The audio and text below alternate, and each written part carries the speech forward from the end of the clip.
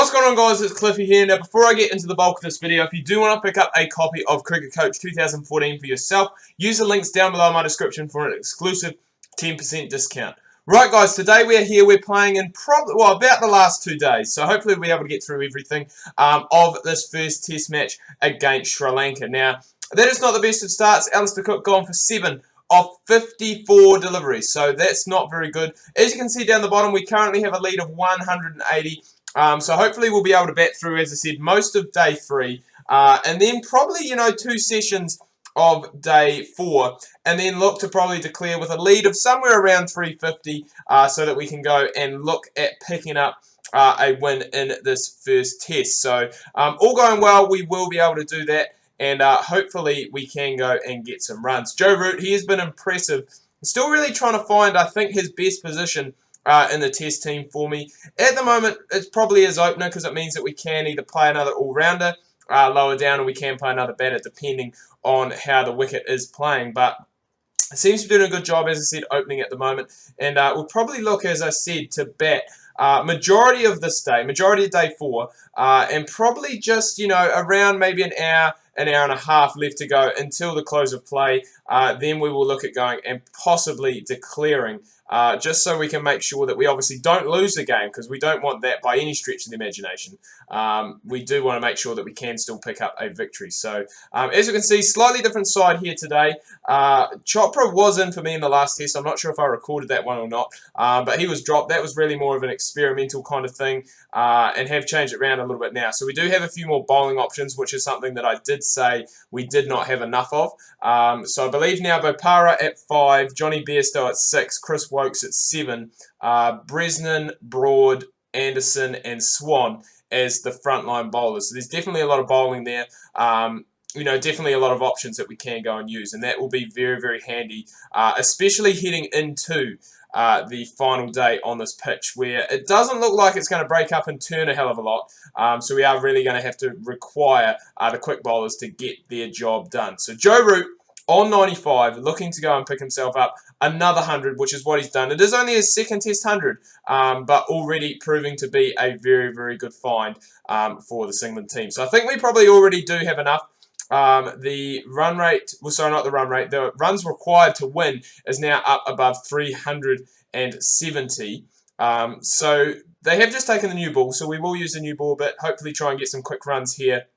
And as I said, probably look at declaring with about an hour and a half left to go in the day's play, just to give us a decent chance of looking to bowl out this Sri Lankan side, because it is a Sri Lankan side that does still feature some of the greats, does still feature Kumar Sangakkara, Mahela Jayawardene, so it is going to be a tough ask nonetheless to go and get the job done. So we'll probably look at getting the lead, as I said, around 400, because that's going to be, well, it's well over 400 at the moment, because I was going to say that is going to be a difficult task. We'll declare now with the new ball just 10 overs old, and that does leave us, as I said, when it wants to click, there we go, we got there in the end. That does leave us about an hour and a half left today and all of tomorrow to go and try and pick something up. So we do welcome back Swing King James Anderson as well, but we don't need him because Broad has gone and done it very first ball. He's got, I believe it was Karuna Ratner for a golden duck, first ball duck. So now we just need to go and get rid of, obviously, Sangakkara and Jayawardene. They are going to be the 2 thorns in our side heading into day 5. So we really need to go and try and get rid of them as soon as possible before they can go and get themselves set and in for a big score, because they scored majority of their runs in that first innings, at 289. A lot of that was a big partnership between the 2 of them. So we need to go and really break that. If we can get rid of those 2 key pieces of the puzzle, it is going to make it a hell of a lot easier heading in, to that final session, to that last hour to go and get it. That's exactly what we did not need, bowling him off a no ball, because such a class player, and he will come back to haunt us there. Same as if we drop him, which we haven't done as of yet. We have got Purana Vatana, so that is good in a way that we have gone and picked up these 2 wickets in this final session. What it does mean now, though, is both Jayawardene and Anderson are in. Doesn't matter, though, because Jayawardene, that is a huge wicket to lose him before day 5. We will definitely go and take that there. big wicket. If we could get rid of Sangakkara, that would be the icing on the cake at the end of this 4th day. We're going to continue with both Anderson and Broad, probably our 2 most dangerous bowlers. And as we can see, we get those 3 wickets in that final session. Sri Lanka still require 373 for the victory in this game. So they still do have a long way left to go. Still a lot of time left as well. Still, you know, a whole day's play. So hopefully we can go and get through. That could be a big one, and it is gone. So Anderson has got Sangakkara, and you'd have to say with that, there go the Sri Lankan hopes. In fact, I was going to say the other Jay Wardener may have gone very cheaply as well, but not Broad. Anderson has had a couple, one go down and then a decision not go his way in that over. So not the best from him, but still doing their part. And this is where it is going to get interesting when we have to use these change bowlers. It'll be interesting to see how Graham Swan does go as well. Bresna's done what Broad did in his first over, very first ball as well. He's gone and got, I'm not too sure who that was. I believe it was Jay Wardener, the wicketkeeper. So that is a very good scalp for him, I would say as well. 5 down now, the Sri Lankans, still 300 left to go. So now you would imagine they probably are going to be looking to try and save this test, bat for the draw. And Bairstow's dropped another one. If there is one weakness in this England side that I do believe, it is the wicket-keeping. The wicket-keeping, the batting is no problem.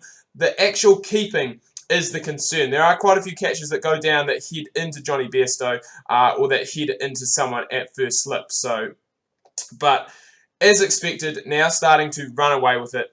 Both Bresnan and Wokes in the wickets. And we'll just be looking, as I said, probably to wrap things up here. I really want Chris Wokes, sorry, I can never say his name properly. Really want him to try and develop into a very good all-rounder. He's done it with a ball so far for me. Hasn't quite done it with the bat. And his average is a little bit low, but his bowling has been very crucial. Whether he has been playing, you know, as that number 8, as that third seamer, or in this test where he's playing as that all-rounder. Bresnan as well, very impressive. Only 21 games, and only 69 wickets. That will obviously go up now with his haul that he's had in this innings here, but does do a lot of work that does go underappreciated. So he really has been a good player. Thuramani, he has been the thorn in the side. He has been the only real resistance for this Sri Lankan side. I was going to say South African side, but the Sri Lankan side to date so far. We'll give Swanee a bowl, see if we can get him probably to trap. I was going to say trap Kulasekaara, but very strange that Kulasekaara is batting at number 11. He is a much better batter than that. Much better batter than that. I do not know why he's batting at number 11, to be completely honest.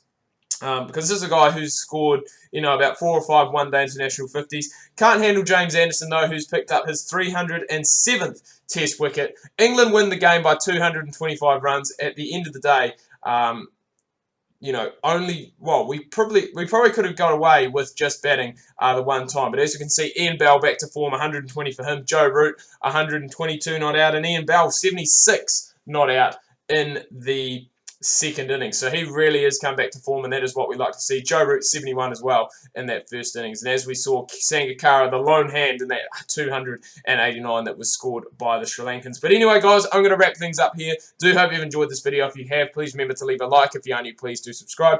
Make sure you check out my Facebook and Twitter. Links that can be found down below in the description. Hope you guys are having a good week so far. Make sure you tune in tomorrow. We've got more Dob Bradman cricket, my career reborn coming your guys' way. Make sure you do not miss that.